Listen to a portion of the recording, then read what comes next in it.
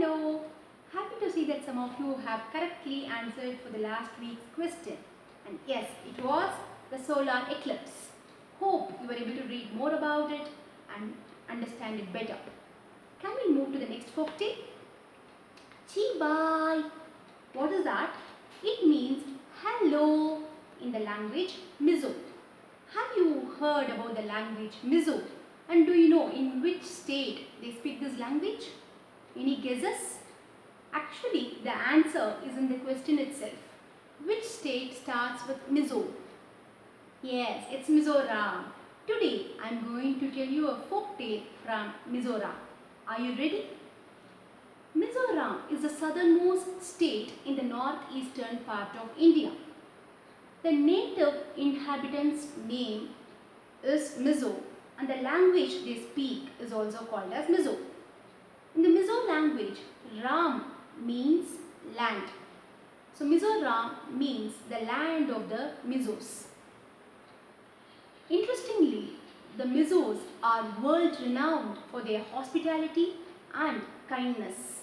They are a close-knit society with no major class distinction or gender discrimination. What else is Mizoram famous for? It is famous for the traditional dances, mainly the Chira dance or the bamboo dance.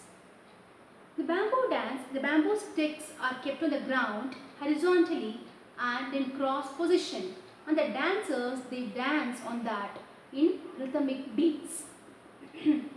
Mizoram is a host for a large species of birds, and about 640 species of birds are found in Mizoram. And then the houses. Houses are really special in Mizoram. The houses are constructed above the ground and there will be a ladder leading to these houses. These are some facts about Mizoram. Can we move to the story? Today I am going to tell you a sequential folk tale from Mizoram. What is a sequential story? Sequential story is a story in which there will be many events happening and the order or the sequence in which these things, in which the events happen is very, very important. So you have to keenly listen to the story to correctly recall the order or the sequence of the events in the story. And many believe that listening to the sequential story and recalling it enhances one's memory power. Probably those days the sequential stories were created to increase the memory power.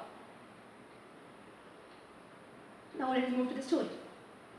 In the hills of Mizoram, there lived two beautiful birds. One was a dove and the other one was Munia. Munia was a small bird with a big head and it also had a crop on its chin. What is a crop? Crop is a muscular pouch which is used to temporarily store food. In some birds, the crop will be visible. Mostly all the birds will have the crop, but it will be visible only in some birds. So Munia had his crop on its chin and it looked so beautiful, right? With the yellow, white and black and with the red crop. It looked lovely and it was so proud for having its crop on its chin. So the two birds would always be together and they loved each other's company very much and they were thick friends. And every morning they used to play a lot of games. You know what they do? They just go and pounce on the leaves and they pick the leaves and then they drop them. And the birds they fly very fast to catch the leaves in the midair. Like how we throw the ball and we try to go and catch it, right? Like that, the birds they go and try to catch the leaves in the midair. And then you know what they do? They rise up in the air current and then they swoop down to the earth. Again they glide up and down, again and again and again. They used to play these games for long hours and after hours of playing, they would be very hungry and some strange noises would come from their stomach.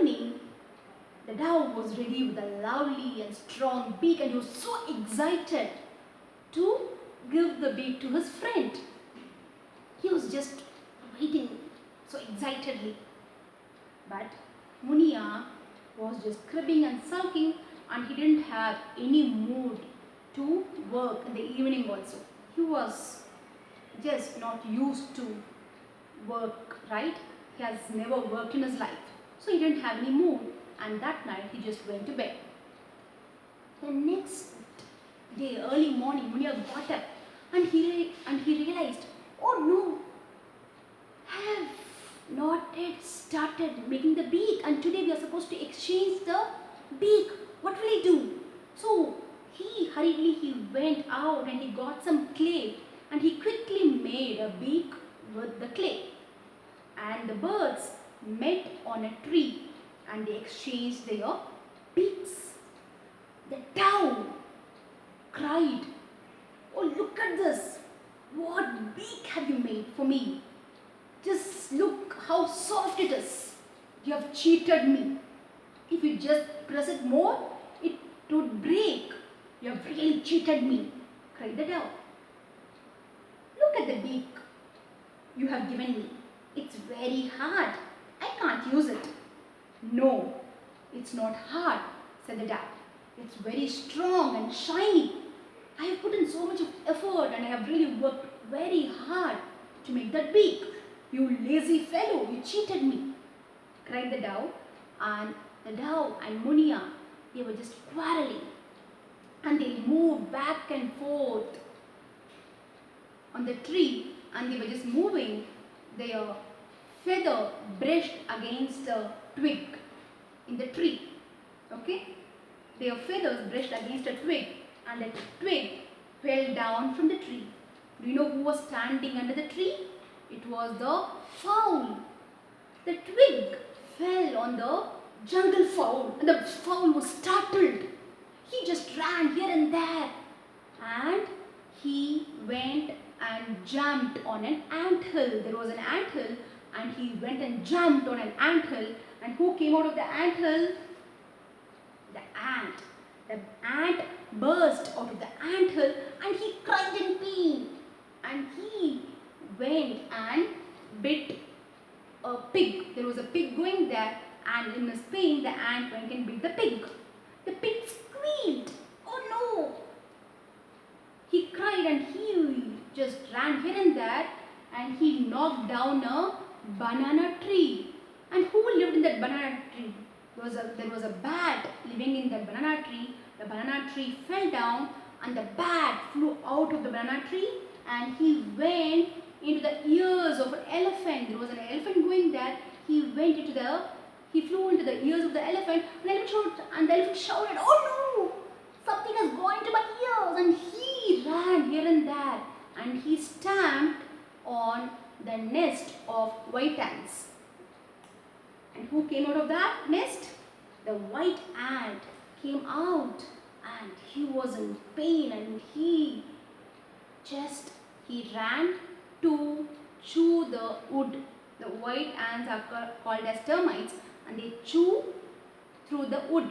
So the white ant was searching for the wood, and at last he saw the wooden ladder. I told you, right, in Mizoram the houses will be built above the ground, and there will be a ladder leading to these houses. So the white ant started chewing the ladder, and the ladder became weak.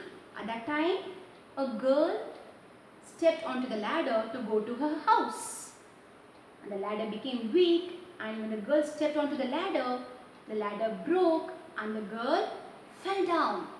The girl's mother was very angry. She came out and she went and complained to the Mother Earth. The Mother Earth came and she started questioning. Whom did she question first, children? I wish you were here to answer.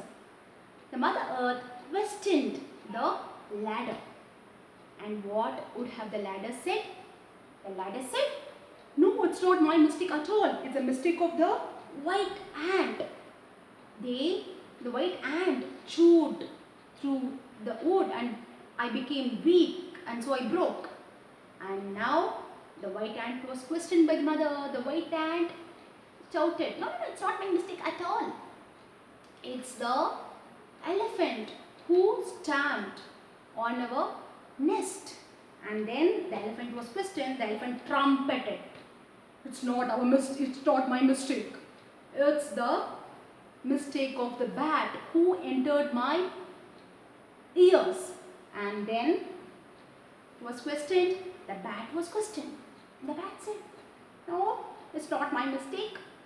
It's the mistake of the banana tree on which I lived. The banana tree fell down, so I came out of it.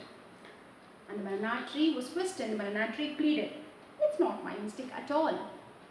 It's the pig who knocked me down. So then the pig was questioned. The pig said, the ant was the one who bit me. And then the red ant was questioned. The ant said, no, it was not my mistake. It was a mistake of the jungle fowl who jumped on our ant hill. The jungle fowl said, it's not me. I was just shocked because a twig fell on me. I was just startled. The twig said, it's not my mistake at all. It's the mistake of the birds. The bird's wings brushed against me, and so I fell on the jungle fowl. And at last, the Mother Earth questioned the birds. The dove said, it's not my mistake at all. We both decided to make each other a beak. I just worked hard. I put in so much of effort to make a lovely beak for my friend. But my friend cheated me and he just gave me a useless and soft beak. And now the Mother Earth knew whom to scold. So she turned to Munia and said, you are a selfish and lazy bird and you should pay for this. From now on, you will not be having your crop on your chin, but you will be having it on your back so that nobody could see it. Munia also agreed to it and he repented for his mistake. But you know what the dove said? The dove requested the Mother Earth to let Munia have the strong beak. And that's how Munia the bird got its strong beak. Thanks to the dove. See how generous and how magnanimous the dove was. Even though he was cheated by his friend, he wanted his friend to have the best beak. So that's the end of the story. And probably the character of the Mizos is being depicted through the dove in the story. So, did you like the story? And now the question time. In the comment box, I want you to write who were all questioned by the Mother Earth. Okay? The Mother Earth questioned, who were all questioned by the Mother Earth, and I want you to write it in the correct sequence. First, she questioned the ladder and then the white ant, and it goes on like that, right? So I just want you to mention mention who were all questioned by the Mother Earth in the correct sequence and in the correct order. So see you all in another folk tale next week.